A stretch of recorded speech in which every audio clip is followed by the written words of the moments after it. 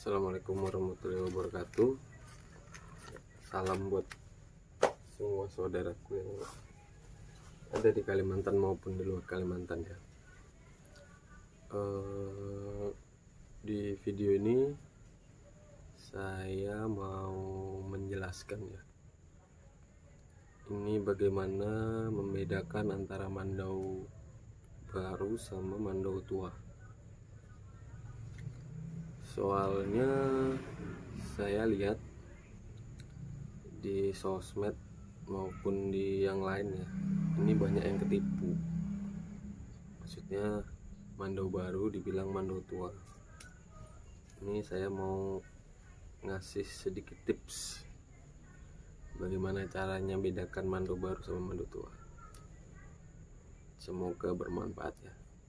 Cek videonya. Oke, ini saya ada mandau tua ya. Ini saya mau jelaskan bilahnya dulu. Ini sarungnya baru, kalau hulunya tua, lumayan lah.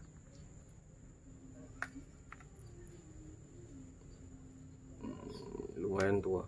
Kalau bilahnya ini tua. Kita lihat ya. Nah, ini dia.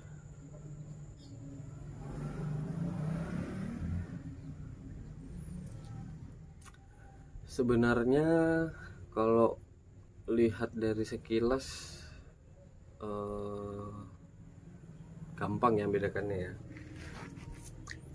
Kalau bilah tua itu pasti ini khusus yang pakai kuningan dulu ya, pakai ukirannya. Cara ngelihatnya ini sebenarnya dari ukiran di depan. Kalau mandau tua pasti dia ukirannya rapi. Ini ya. Ini ukiran di atas ini pasti rapi, gitu kecil. Nah, kalau bilahnya pasti berkolong di sini. Di sini ada kolongnya. Terus di pangkal ini rata-rata pasti tebal. Pangkalnya tebal menipis ke ujung. Nah, di ujung ini tipis betul ya, mungkin 0,3 mili paling ujung. Ini mungkin sekitar 7 mili, tapi ada yang 1 cm biasanya.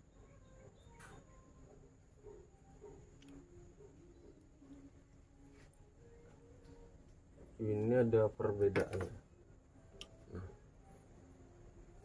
ini mandau baru ya, nggak baru juga, mungkin sudah lama, tapi bukan mandau tua ya, cuman tampilannya aja kayak tua, mungkin buatan lama. Kalau ini pangkalnya tipis merata. Kalau ini maksudnya mandau souvenir ya, mandau souvenir entah ini dituakan apa sudah tua, tapi tuanya bukan tua yang ratusan tahun ya, mungkin ya puluh tahun lah. Ini kita buka lagi. Nah, ini ada mandau, mungkin sekilas sama ya, mirip, tapi beda. Ini tua sih, tapi nggak tua-tua banget nih, mungkin puluhan tahun aja umurnya.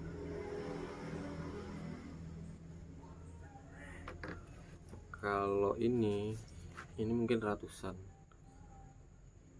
tapi mungkin kayak ini sudah direndam pakai air aki, agak rusak bilahnya, warnanya berubah.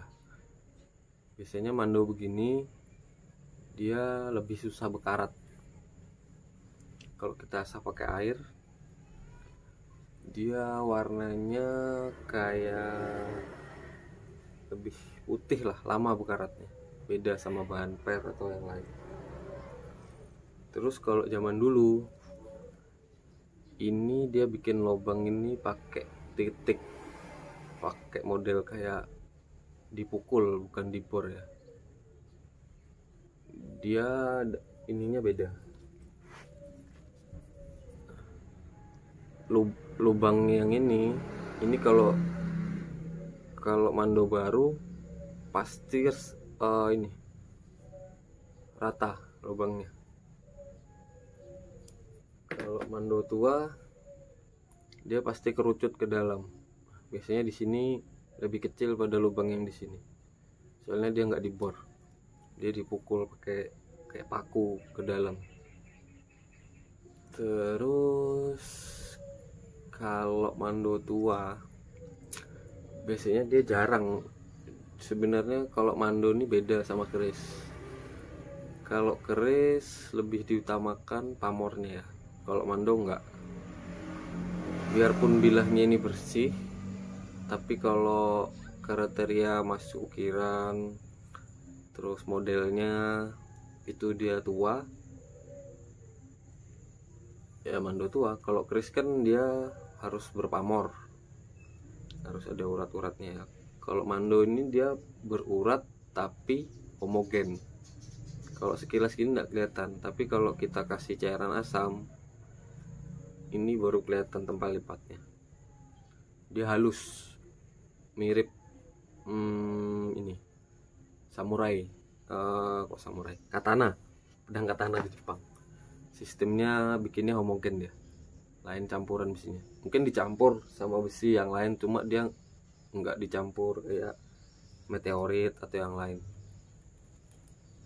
Biasanya homogen. Cuman kalau dikasih asam, dibersihkan, dikasih asam, dia baru kelihatan uratnya di sini. Pasti dah, rata-rata mando tua pasti tempal lipat.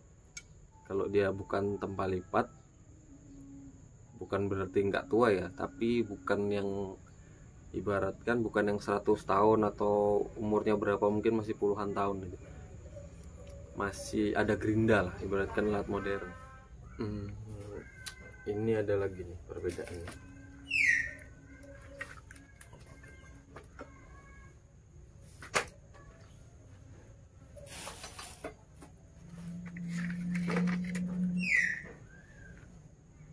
Nah ini mando baru, ini buatan Banjar ya. Mungkin sekilas terlihat sama, bagus. Nih ukirannya mantap nih, ini tebal.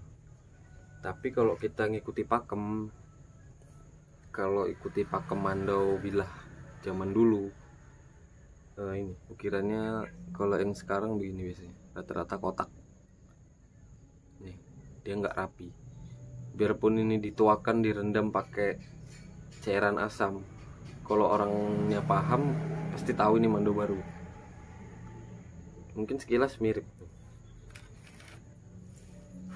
tuh, mirip kan ukirannya, tapi beda.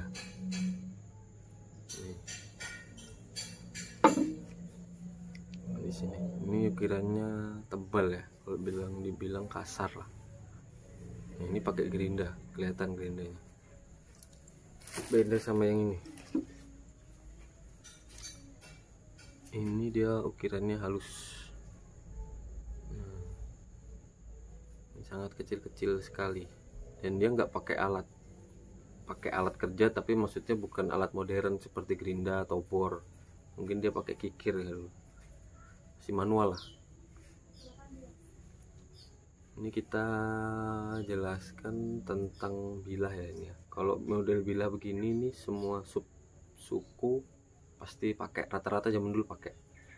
Mau benua, bahau, kayan atau yang lain pasti pakai bilah begini.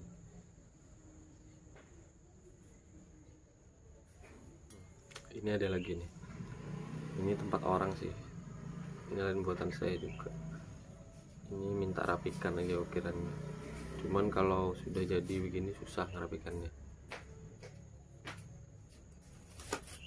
Ini buatan saya ngikuti pakem, tapi ya tetap nggak bisa ngikutin kayak zaman dulu ya.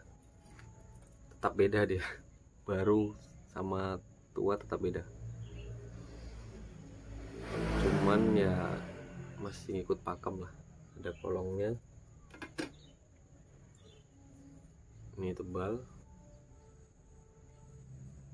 ini nipis ke depan.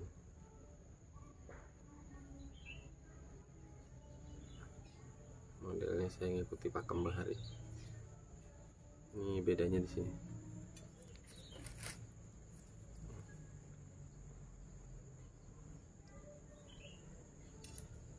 Ini ya.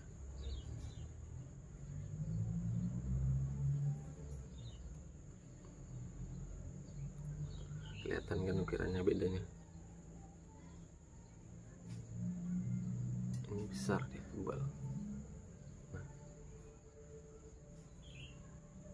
Terus di belakangnya ini nggak ada kolong nih, nggak ada tembannya. Ini saya buat tembannya.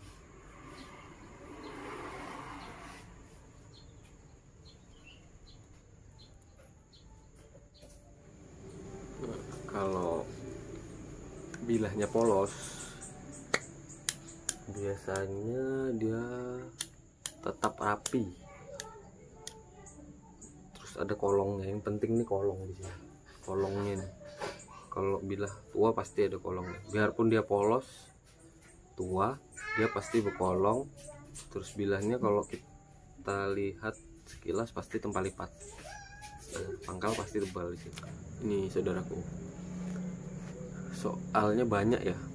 Sekarang ini mandau baru dituakan terus dibilang tua, dijual mahal. Sebenarnya kita harus tahu sebelum kita beli itu, sebenarnya kita harus lihat, cek sendiri ya. Kalau kita dari foto mungkin sekilas kelihatan sama, tapi kalau kita lihat foto detailnya pasti beda. Nah, satu lagi kuncinya, kalau beli mandau, khusus mandau tua ya, lihat dari bilahnya. Kita jangan mikir kalau yang tua itu harus sudah keropos, sudah hancur. Enggak mesti. Soalnya sekarang kalau mau bikin tua tuh gampang. Tinggal kita kasih cairan asam, ini sudah kayak keropos, kayak tua banget. Padahal itu mandau baru. Tapi dilihat lagi dari ukirannya, dari modelnya, jenisnya, itu pasti beda. Dari mandau baru sama mandau tua pasti beda. Dia kalau mandau tua lebih rapi. Biarpun kita buat mandau baru ya, kita buat serapi mungkin. Kalau kita bedakannya mungkin kita harus megang. Cuma kalau sekilas di foto mungkin susah. Tapi kalau kayak mandau yang dilihat dari hulu sama sarungnya sudah kayak lain pakem, itu dipastikan pasti lain mandau tua. Mungkin ada juga bilahnya tua, terus hulu sama sarungnya itu mungkin sudah diganti sama mandau-mandau souvenir.